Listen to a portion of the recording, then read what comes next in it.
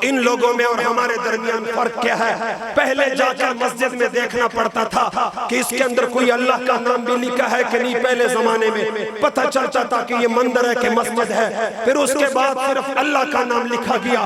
پھر بعد میں دیکھنا پڑتا تھا یار محمد کریم کا نام بھی ساتھ ہے کہ نہیں ہے. پھر بعد میں آخر ایسا وقت بھی آیا کہ دیکھنا پڑا کہ صرف یا رسول اللہ لکھا ہے یا رسول اللہ بھی لکھا ہے.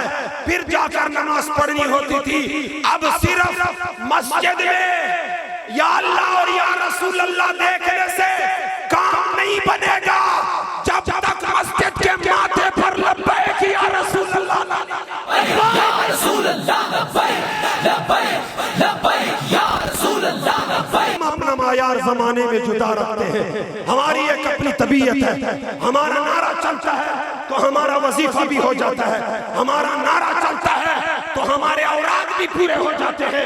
یہ ہماری اپنی طبیعت ہے.